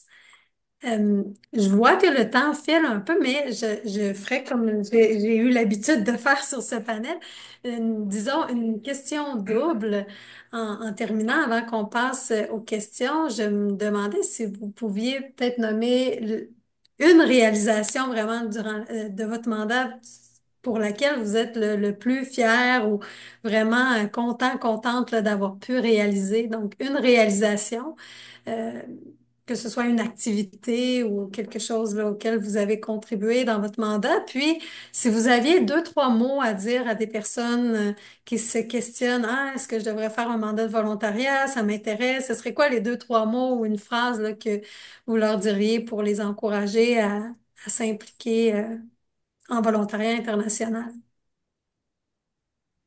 Je me lance rapidement. Moi, j'aimerais parler d'une expérience qui est aujourd'hui devenue une tradition un peu au niveau du Bureau Pied au Sénégal. C'est vraiment la célébration de la commémoration des femmes de Nder. Pour la faire courte, c'est une communauté de femmes dans les années 1800, à la fin, début des années 1800, qui en fait ont fait un suicide collectif, une immolation pour lutter contre l'esclavage mort. Donc en fait, c'est un peu un symbole de résilience assez fort ici. Et cette date est le 7 mars, donc vraiment la veille de la Journée internationale des droits des femmes. Et du coup, c'est un peu sur ce spectre-là qu'aujourd'hui on célèbre au Sénégal le 8 mars, en fait, en le célébrant le 7. On a organisé un bel événement avec plusieurs de nos partenaires il y a déjà 2 ans. Et c'est devenu un peu une tradition. C'est quelque chose qui est attendu. Et chaque année, on recélèbre cette commémoration des femmes de Nder avec la présence de différentes organisations de la société civile locale et la sollicitation en fait de plein de jeunes, de personnes qui en ont entendu parler. Donc on est vraiment fiers de cet événement-là parce qu'à la base, ça partait d'une petite activité qu'on voulait faire à notre niveau pour célébrer les femmes et aujourd'hui qui est devenu un rendez-vous annuel de vraiment toute la communauté qu'on a réussi à créer. Et je suis d'autant plus fière de cet événement-là parce que c'est quelque chose qui a toujours été organisé en équipe. C'est sûr que ça a un volet très EFH et dans les mandats, en général, on recrute par thématique. Donc, c'est souvent une activité qui est portée, on va dire, l'idée par nos volontaires en EFH, mais qui est organisée en fait avec toute l'équipe. Quand je dis de toute l'équipe, ça part de la femme de ménage au chauffeur. Vraiment, tout le monde est engagé dans cette mission-là et ça nous permet de discuter ensemble, de reparler de tous les éléments liés aux différents enjeux des femmes et c'est quelque chose qu'on apprécie énormément et je suis vraiment très contente qu'on puisse faire ça chaque année. Je dirais aussi, pour répondre à la deuxième partie de la question, que l'expérience volontaire est humaine avant tout. Moi, c'est vraiment mon mot favori. C'est vraiment l'humain au centre du cœur de l'expérience de volontariat, avec un apprentissage incroyable de nouvelles valeurs, de nouvelles personnalités, de dépassement de soi, de différences et de surprises, en fait. Chaque jour est différent et chaque personne qu'on rencontre ramène quelque chose en plus dans l'équipe. On est un peu comme une petite famille. C'est sûr que quand un mandat finit, c'est toujours dur de devoir se séparer de quelqu'un. Mais en fait, on n'est jamais bien loin parce qu'on reste toujours présent. Les gens continuent à suivre les posts qu'on fait, à suivre les activités qu'on fait, à envoyer un message d'encouragement quand il y a une activité. Donc, en fait, on crée une famille qui s'agrandit après chaque mandat, après chaque personne volontaire. Et ça, c'est vraiment quelque chose d'enrichissant et de gratifiant parce qu'on se dit, même si des résultats, entre guillemets, concrets, parce qu'on a forcément du concret à sortir, des chiffres, il y a des choses qui sont qualifiable qu'on ne peut pas expliquer et qu'on ne peut vivre que dans l'expérience unique. Donc, je vous encourage toutes et tous à faire un mandat si vous avez l'occasion, parce que c'est quelque chose qui reste gravé dans le cœur et qu'on garde à vie. Oh, merci Awa pour le témoignage. L'humain avant tout, ça me rejoint aussi. J'imagine que ça nous rejoint tous et toutes. Eliezer, Olivier, je ne sais pas si vous voulez Euh, continuer. oui, peut-être juste pour, tu parlais de réalisation qui a marqué là. Je regardais mon courriel avant-hier, et puis je pense que c'était hier ou avant-hier, je voyais la publication du partenaire sur LinkedIn qui vulgarisait les activités qu'ils ont déjà pu amener. Donc, en fait, quand je suis arrivé chez le partenaire, je le mentionnais tantôt, leur enjeu, c'était vraiment d'obtenir des financements à travers des projets qu'ils réalisaient. Mais il y avait beaucoup d'outils qui n'existaient pas, comme parmi lesquels une page LinkedIn. Moi, je leur ai fait comprendre, vous ne pouvez pas vouloir chercher des financements, vouloir que vos projets soient financés si on ne vous connaît pas déjà. Moi, je vous ai cherché, par exemple, sur LinkedIn, je ne vous ai pas vu. Ce serait très intéressant, par exemple, que lorsque un bailleur reçoit votre projet, qu'il tape sur LinkedIn, Opet Togo, qu'il voit votre organisation. Et puis, on a travaillé dans ce sens-là. Et tout récemment, ils ont mis en place un certain nombre d'outils, parmi lesquels euh, la page LinkedIn, qui commence déjà à être animée. Donc, ça, c'est vraiment un résultat, je dirais, assez concret de cette collaboration-là. Mais à côté de ça, avec le partenaire, on a mis en place un bon nombre d'outils comme des outils de suivi des appels à projets qui n'existaient pas. C'était vraiment à la volée. Les partenaires, ils cherchaient des, des, des bailleurs de fonds pour financer des projets, mais ils n'avaient aucun outil en interne qui permettait de, par exemple, suivre présentement dans notre secteur, quel bailleur est en mesure de pouvoir financer nos projets. Tout du moins, on a mis un outil comme ça qui permet pour ce partenaire d'avoir une cartographie assez nette des potentiels bailleurs et pouvoir faire le suivi des appels à projets en cours. Mais aussi, en plus, il y a des séances de renforcement des capacités en élaboration des projets qui ont été développés durant le mandat. Donc, présentement, on travaille beaucoup parce qu'à la base, c'était vraiment de mettre en place ces outils-là. Donc, la suite du mandat maintenant, les 3 mois actuels, c'est vraiment de travailler dans l'élaboration des projets avec une vision assez claire. Là, maintenant, on connaît les bailleurs de fonds en mesure de pouvoir financer les projets. Les partenaires, ils comprennent très bien leur objectif eux-mêmes qui n'était pas assez très clair dans leur tête parce qu'ils voulaient ce qu'ils ne comprenaient pas bien. Et ils ont des outils qui permettent de vulgariser leur activité. Donc, maintenant, on peut très bien, dans le cadre de la suite du mandat actuel, préparer maintenant des projets qui vont être soumis. Donc, c'est ce qu'on est en train de faire présentement. Donc, je dirais que c'est totalement, pour moi, c'est vraiment une passion. Donc, le volontariat, je le fais autant que je peux. Le bénévolat, je l'ai fait aussi avec Suco, bien avant mon mandat de volontariat. J'ai fait le bénévolat avec Jérôme Leblanc, qui est le chargé de programme à Suco. Là. On a travaillé sur la banque d'indicateurs des projets de Suco. Donc, pour moi, c'est en fait une passion, c'est une façon de contribuer au monde. Je crois que toute personne qui veut faire avancer la société, qui veut vraiment le changement dans le monde, devrait pouvoir consacrer un peu de son temps là pour faire avancer les causes qu'il trouve très, très utiles. Donc, je trouve cela totalement intéressant. Merci, Olivier. Eliezer, je te laisse le mot de la fin alors.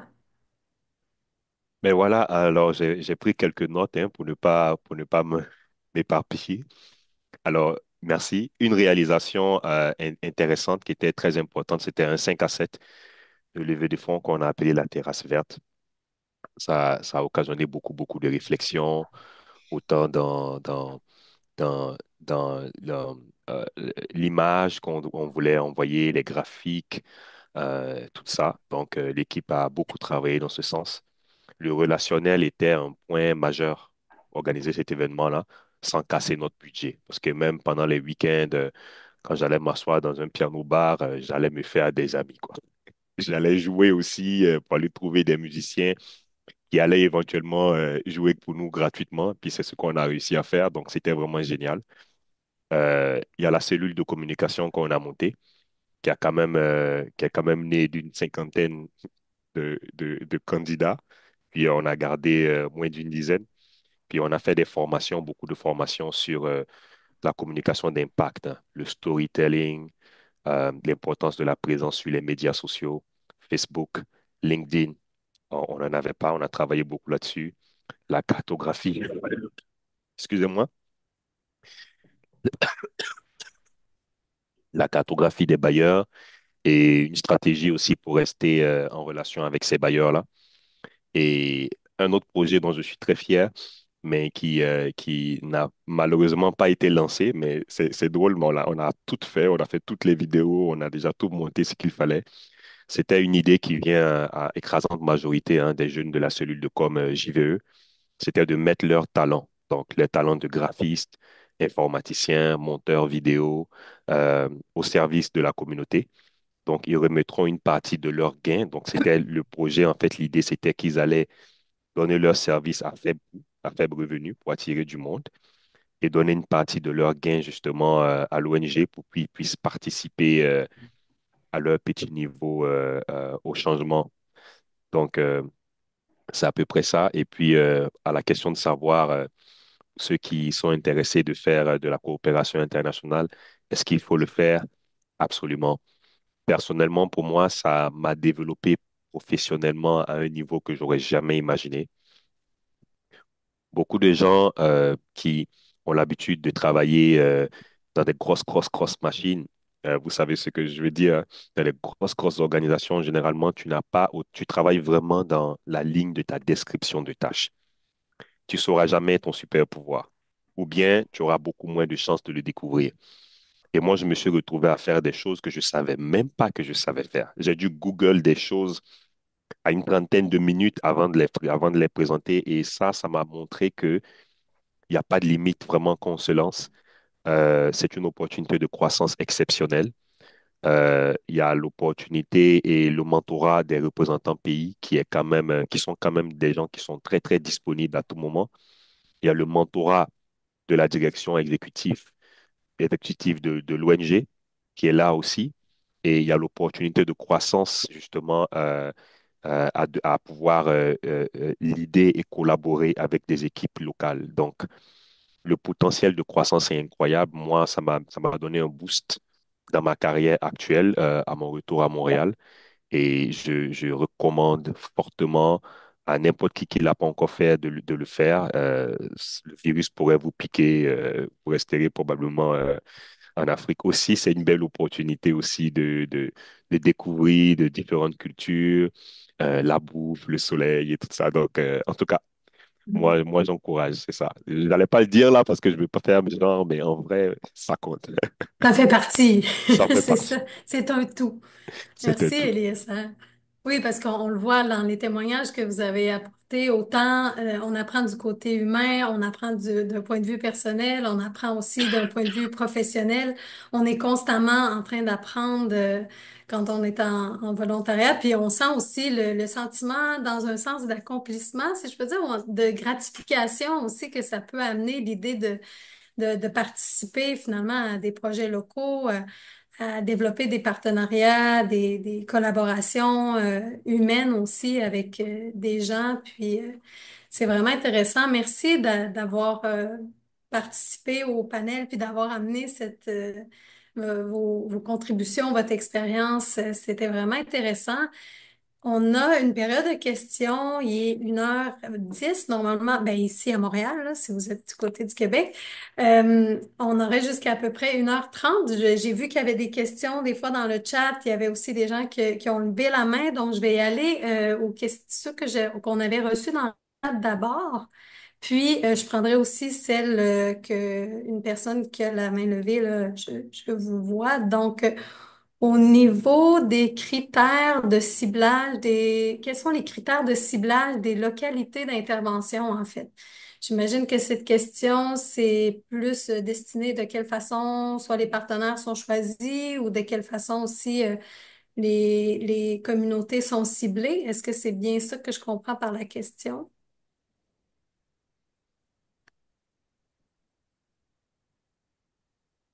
Je ne sais pas si la personne... Oui, c'est Aya. Oui, je vous laisse la parole.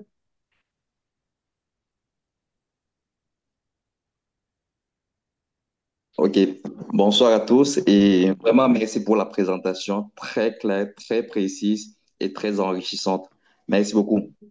En fait, ma question c'est comment est-ce que SUCO choisit les pays dans lesquels vous vous intervenez? Pourquoi le Togo? Pourquoi le Bénin? Pourquoi le Sénégal? C'est la première question. Maintenant, la deuxième question c'est euh, comment est-ce que vous faites pour identifier les partenaires avec lesquels ou vers lesquels vous envoyez les volontaires, est-ce que ce sont ces partenaires qui viennent vers vous? Est-ce que c'est vous qui... Comment est-ce que ça se passe concrètement? Et si je peux continuer avec toutes mes questions? Ben, on pourrait commencer par ces deux-là, si ça vous va, puis Ok, après aussi, étant ok, donné qu'il y a ok. beaucoup de personnes qui ont posé les questions, on pourrait commencer avec ces deux-là, si ça va. Ok. Merci. Awa, au niveau du choix des partenaires et tout, est-ce que tu te sentirais à l'aise de répondre? Oui, tout à fait. Alors, pour le choix des partenaires, ça va dans les deux sens. Alors, il arrive qu'il y ait des partenaires qu'on rencontre à l'occasion de différentes activités qu'on organise, d'organisations de la société civile, des GIE, de différents types d'institutions qui viennent vers nous étant intéressés par ce qu'on fait et qui nous proposent un partenariat en fonction de leur domaine d'intervention. Donc, évidemment, les partenariats qu'on fait activités, les axes d'intervention de SUCO, pardon, à savoir les systèmes alimentaires viables, le volet EFH ou l'environnement. Donc, c'est vraiment ces thématiques-là qui sont priorisées. Et puis, on discute avec le partenaire. On a quand même une liste de critères de sélection auxquels le partenaire doit correspondre. Et puis, c'est des discussions, en fait, qui nous amènent à aller de l'avant, qu'on soumet à MC. Et si ça correspond aux critères et que le partenaire est dans les thématiques, on pourrait aller de l'avant. Voilà. Donc, ça arrive que ce soit nous qui allons chercher des partenaires pour répondre à certaines thématiques ou que les partenaires viennent vers nous, voilà, de manière assez naturelle.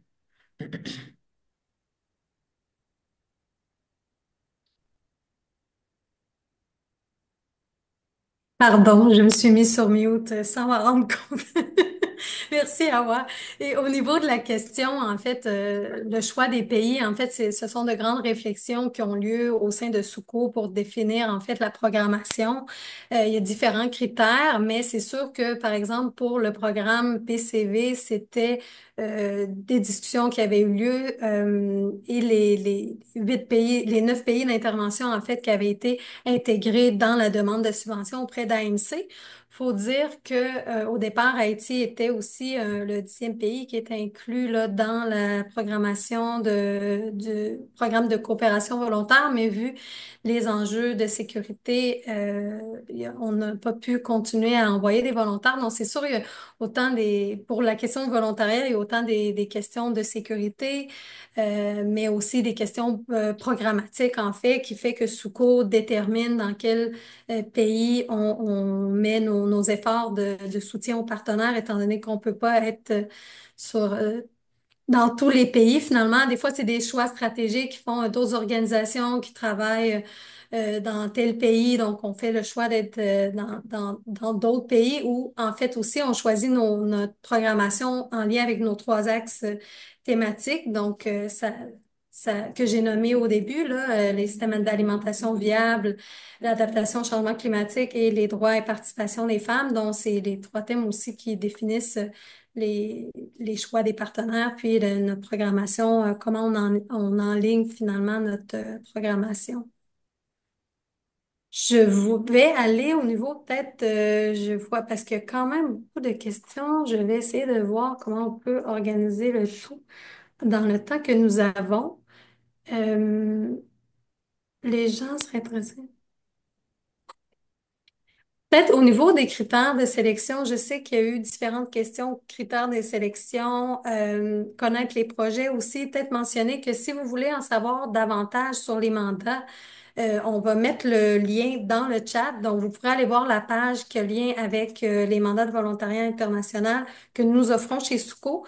Faut dire qu'en ce moment, il y a quelques mandats qui sont affichés. C'est quelque chose qu'on met régulièrement à jour. Donc, des nouveaux mandats peuvent être mis en ligne dans 2 semaines, 3 semaines. On est en train aussi d'organiser notre programmation 2025-2026. Donc, il y a des nouveaux mandats aussi qui vont apparaître sur notre page de volontariat.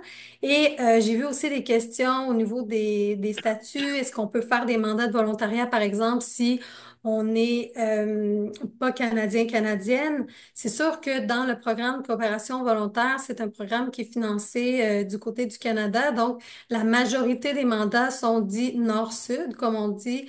Les gens doivent avoir la citoyenneté canadienne ou la résidence permanente pour participer.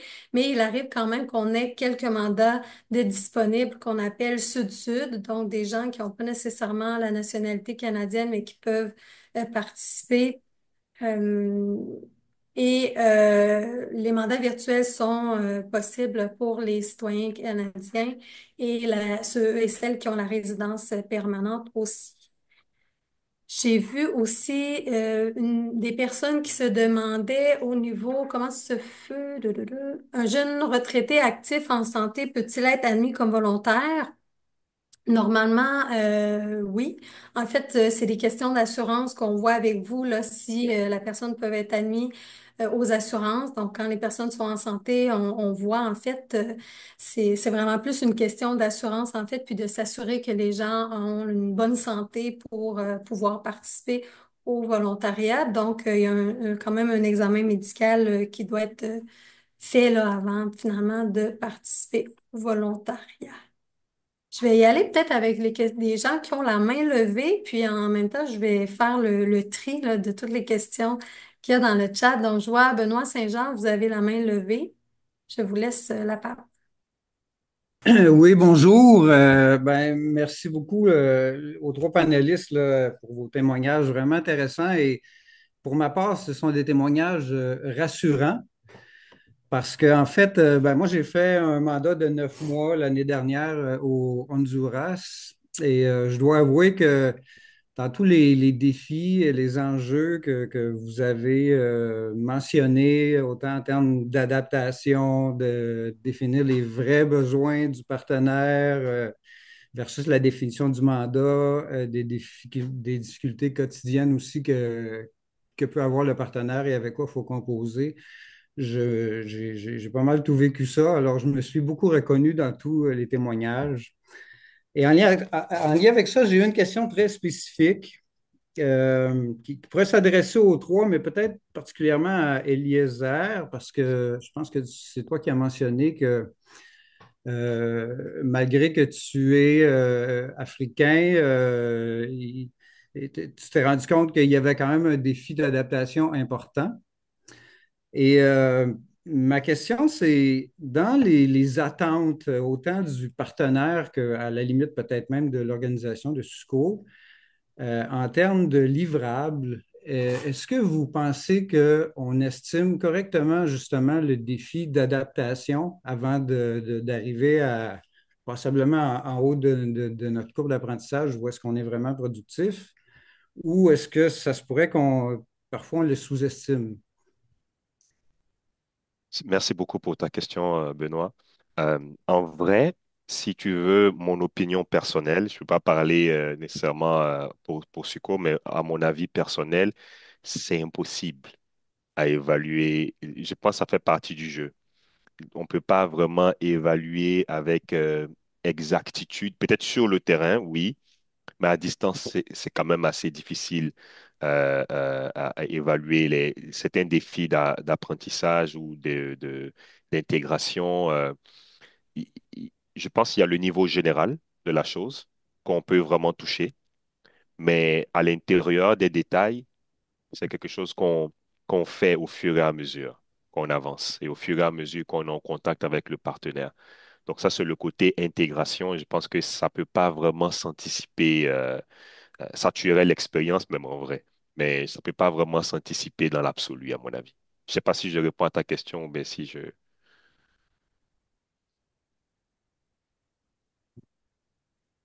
Ah, je pense que vous êtes sur mute, Benoît. Encore 5 minutes. OK. Oui, ouais, ça répond passablement, mais en même temps, il reste que quand on établit des attentes, une définition de mandat et des attentes de livrables, il faut en quelque part tenir compte d'un certain temps d'adaptation. Moi, j'ai quand même travaillé beaucoup avec l'Amérique latine dans d'autres contextes là, et vécu là-bas aussi. Puis c'est souvent une constante, même avec des organisations qui ont de l'expérience à l'international, de sous-estimer le temps d'adaptation, le temps que ça prend avant que la machine roule comme il faut. Euh, dans le fond, c'est ça, je me demande si vous avez un peu cette impression-là aussi, là. Ouais, de mon expérience personnelle, je dirais que ça prend un bon 3 mois. D'ailleurs, quand je partais, quand je quittais, on a eu cette discussion avec deux, trois membres de mon équipe de communication. Puis je leur ai dit, est-ce que c'est possible pour vous de monter un genre de programme d'intégration, mais de la perspective béninoise? Il faut que ce soit vous, là, qui nous expliquiez qu'est-ce que ça veut dire, par exemple, lorsque je finis de faire une présentation et que tout le monde me regarde et que personne ne me donne une opinion. Il y a un message derrière ce non-verbal. Il n'y a que vous qui le savez. Moi, je le sais maintenant parce qu'on a partagé quelques bières, on a mangé ensemble à midi. Mais il y a des gars qui vont venir du Canada, ils seront complètement largués, ils vont s'en rendre compte à 4 mois et demi, donc à 1 mois et demi de la fin de leur mandat. C'est pas trop fonctionnel. Dans ce sens-là, je suis tout à fait d'accord avec ton point à 100%. c'est sûr que il y a un besoin dans ce sens. D'ailleurs, il y a un jeune au Bénin qui a commencé à travailler justement avec Suco Bénin dans ce sens-là, pour aider un peu les partenaires enfin les volontaires qui arrivent à s'intégrer, comment on communique, c'est quoi les blagues qui sont acceptées, c'est quoi les blagues qui ne passent pas, comment donner la parole aux gens, quelles sont les attitudes qui sont perçues comme condescendantes. euh, Parce que ça change hein, d'un pays à l'autre, d'une culture à l'autre. Où est-ce que faire son shopping? Plein de petits détails, où ne pas aller avec du cash, quelle attitude avoir dans telle ou telle circonstance. Et c'est très riche. J'ai regardé le programme, j'ai trouvé ça exceptionnellement riche.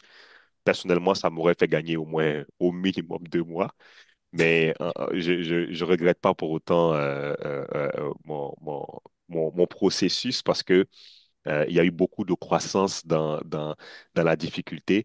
Cela dit, peut-être que j'aurais pu accomplir un point de plus sur mon mandat s'il y avait eu cette préparation en local qui ne fait rien de l'ombre à l'induction euh, euh, d'avant arriver sur le territoire, entendez-moi bien, mais qui serait un complément définitivement plus substantiel dans ce sens-là.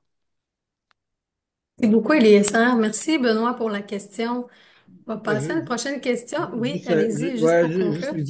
juste lui dire merci et que je suis totalement d'accord avec la valeur de l'enrichissement personnel et professionnel de toute cette expérience-là. C'est absolument totalement d'accord. Oui, puis merci pour votre implication. C'est agréable de vous retrouver en ligne. Moi, le propos qu'on vient de discuter, ça me rappelle aussi que c'est, c'est intéressant, puis c'est vraiment une belle initiative, justement, du côté du Bénin, d'avoir tu sais, une équipe de Béninois, Béninoises qui veulent développer une formation pour les volontaires qui viennent de l'extérieur. Puis d'un autre côté, ça me rappelle aussi ce qu'on a parlé un petit peu plus tôt, que des fois, c'est seulement en vivant l'expérience qu'on apprend finalement. Parce que on donne, tu sais, il y a beaucoup de formations aussi en pré-départ ou même pendant le mandat, mais des fois, c'est comme s'il faut être confronté un peu à la situation finalement pour apprendre puis se déconstruire dans un sens ou en tout cas changer nos façons de voir ou de percevoir. Ça demande aussi, je trouve, quasiment une expérience personnelle finalement c'est ça, c'est un apprentissage parce que des fois quand les autres nous le disent, hein, on dit oh oui oui oui oui, mais quand on arrive dedans finalement on réalise que c'est pas juste oui oui oui, c'est faut qu'on change nos perspectives puis nos façons de voir. Fait que c'est trouver l'équilibre finalement entre la formation puis se donner le temps aussi. Effectivement, c'est vrai, vous avez tout à fait raison Benoît qu'il va toujours avoir un petit temps nécessaire d'adaptation pour, euh, pour le mandat. Je vais laisser la parole à Hugues. Une question? Ok, merci beaucoup. Est-ce que vous m'entendez? Oui, Oui, on vous entend bien. Ok, merci beaucoup. Alors, et merci beaucoup pour la présentation. C'était vraiment clair et bien. Alors, Eliezer a parlé d'un projet d'utilisation des talents et de compétences pour le service de la communauté qui n'a malheureusement pas vu le jour parmi les projets qu'il a proposés. Mais de mon côté, je suis un acteur disons, associatif et tout. C'était dans le domaine universitaire. Nous avons lancé un projet de ce genre-là. C'était de mettre ensemble nos compétences, nos talents au service de la communauté. Et très rapidement, c'est depuis 2020.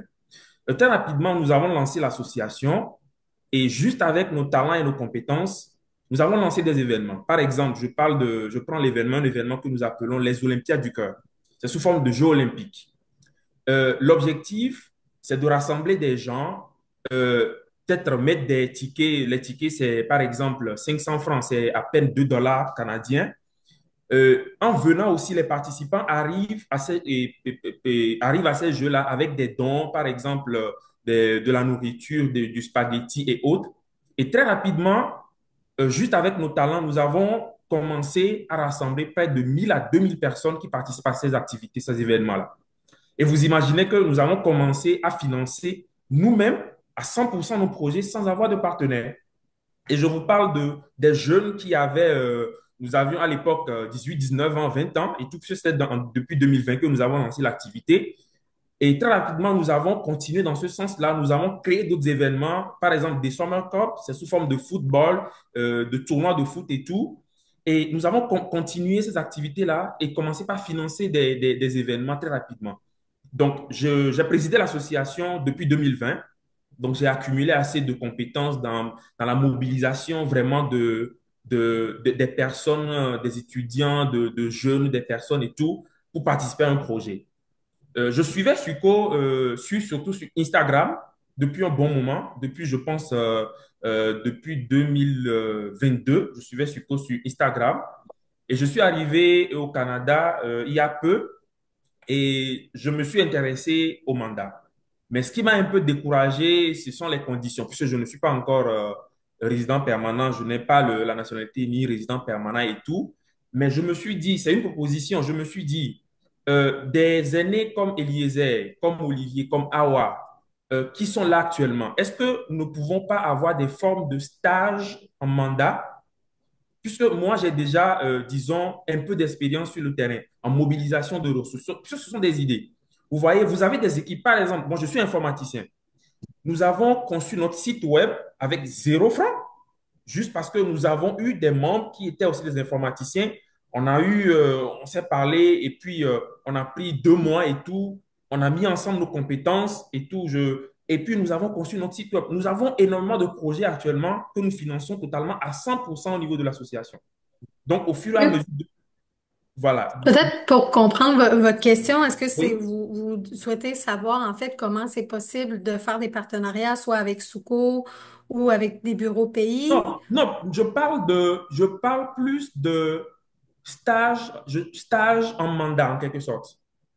Je ne sais pas si vous comprenez. Par Oui, je exemple, comprends. oui, Parce que voilà. parce que en fait, peut-être, puis Awa pourrait compléter aussi, mais il y a aussi d'autres programmes qui existent, par exemple des stages et tout. Oui, Bon, Souko, en ce moment, c'est le programme de volontariat que nous menons. Finalement, on n'a pas d'autres programmes de stage, mais ça existe en fait.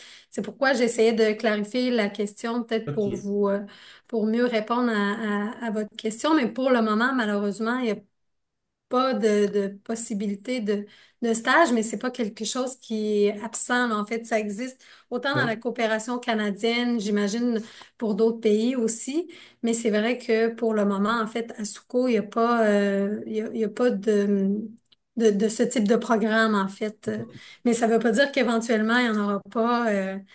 Donc, je vous invite peut-être à rester à l'affût sur les réseaux sociaux de SCO pour voir éventuellement quel programme on a, qu'est-ce qu'on peut offrir. Ça dépend aussi des bailleurs de fonds et tout ça, mais pour le moment, c'est pas un programme qu'on a chez SCO, malheureusement, ok, d'accord, c'est bien compris. Merci en beaucoup. espérant. Ben, merci pour l'intervention, puis Merci au beaucoup. plaisir de se recroiser.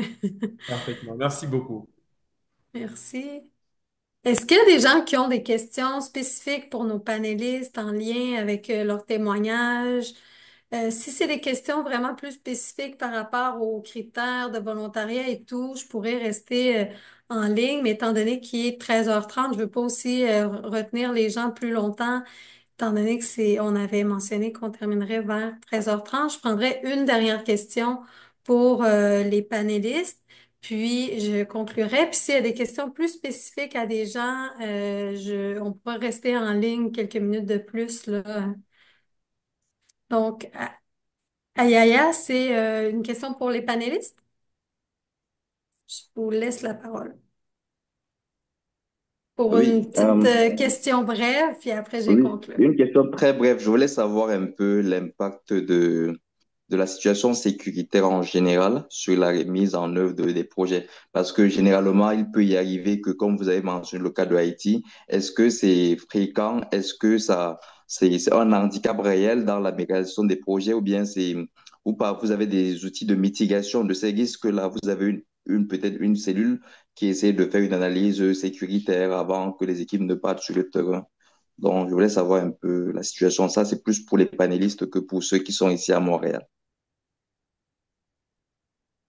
Ah ouais, est-ce que toi, tu voudrais répondre en tant que représentante? Oui. Tout à fait. Merci pour la question, Yaya. Et en effet, on a quand même la sécurité, un point très important au niveau de SUCO, surtout pour les personnes qui viennent sur le terrain. Donc, on a quand même plusieurs outils. On a des formations qu'on donne aux volontaires à l'arrivée. Évidemment, en cas de crise, on a des cellules de sécurité. On a des groupes WhatsApp qu'on partage avec nos volontaires sur le terrain qui nous permettent d'échanger sur les enjeux au fur et à mesure. On a des rencontres régulières également avec une personne qui est une ressource spécifique en sécurité au niveau du bureau de Montréal. Donc, c'est quelque chose qu'on prend très au sérieux. Et quand il y a des situations, pour le cas du Sénégal, je ne sais pas si vous avez suivi, qu'on a eu un contexte politique un peu compliqué, évidemment, on prend des mesures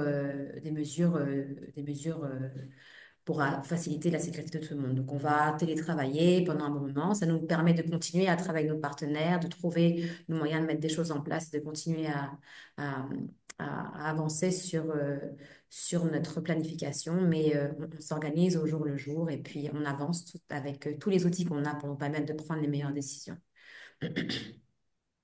Ok, ok, merci beaucoup, Awa. Ça, c'est rassurant. Mhm. Merci, Awa, pour la réponse et merci, Aya, pour la question. On a abordé quand même plusieurs questions. Je sais qu'il y a des questions qui n'ont pas pu être répondues.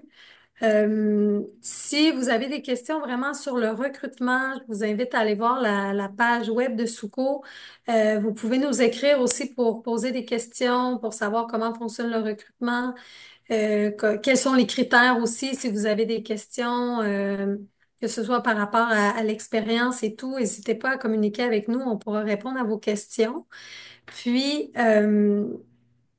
étant donné j'espère que j'ai pas passé à côté de questions fondamentales. J'essaie de me démêler avec le chat, mais je pense qu'on a abordé quand même plusieurs des questions, puis on espère du moins que ça vous a permis de mieux comprendre le travail de SCO, le travail de volontariat aussi international, le fait d'entendre Eliezer, Awa et Olivier, que ça peut vous donner un aperçu, puis de savoir aussi que finalement, chaque expérience de volontariat est différente. On est tous et toutes différents, puis je pense que les panélistes l'ont mentionné à quel point l'aspect humain est vraiment fondamental dans le travail de volontariat finalement, puis dans l'implication.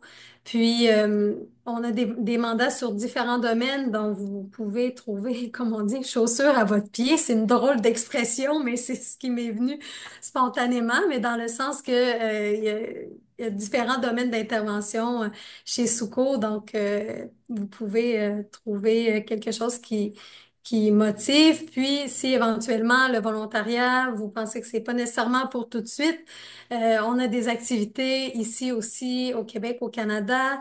On a des activités comme aujourd'hui en ligne. Donc, on vous invite aussi à vous abonner en fait à l'infolette de Souco pour rester à l'affût des prochaines activités. Et on accueillera justement une partenaire du Sénégal en début mars. On aura un panel sur les droits des femmes dans le cadre de la Journée internationale du 8 mars. Donc, c'est un mandat Sud-Nord qu'on appelle justement financé par Affaires mondiales Canada. Donc, ça permet à une partenaire de Souco de venir ici vivre aussi une expérience de solidarité et d'apprendre des nouvelles pratiques, puis d'apporter aussi, de présenter le travail qui est fait aussi par leur organisation au Sénégal. Donc, on vous invite à cette activité-là.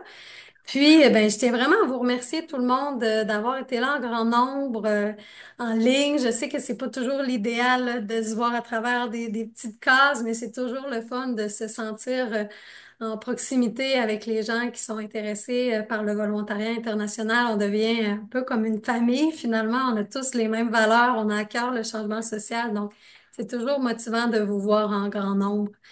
Puis, je souhaite bien sûr remercier les panélistes, Eliezer, Hawa et Olivier, qui nous ont vraiment partagé leur expérience de façon spontanée, de façon transparente aussi. Vous nous avez vraiment partagé autant les défis, les apprentissages, qu'est-ce qui vous motivait. Puis, c'est vraiment enrichissant là, de vous avoir entendu. Je souhaite bien sûr remercier les gens aussi qui m'ont appuyé là, pour la logistique. François Collinet, mon collègue, et les gens d'Arborescence qui donnaient un coup de main pour pour, pour vous assurer que vous m'entendiez, que je ne coupe pas mon micro, par exemple. Et bien sûr, on souhaite remercier le bailleur de fonds qui est Affaires mondiales Canada qui nous permet de mettre de l'avant ce beau programme de coopération volontaire et de contribuer aux efforts de nos partenaires dans les différents pays d'intervention. Donc, vraiment, c'est un plaisir. Si vous avez des questions, on vous invite à vous adresser au courriel montréal à commercialsuco.org. Bon, je sais qu'il y a des gens qui ont demandé d'avoir accès au LinkedIn des personnes panélistes. S'ils se sentent à l'aise, j'imagine, vous pourrez les trouver quand même sur LinkedIn. Et puis, on se revoit, j'espère, dans un autre événement Souco. Et puis, je vous souhaite une fantastique poursuite de journée. Je vous remercie. Bonne journée Merci tout tout le le monde. monde. Au revoir. À la prochaine. Bye. À la Ouais. prochaine.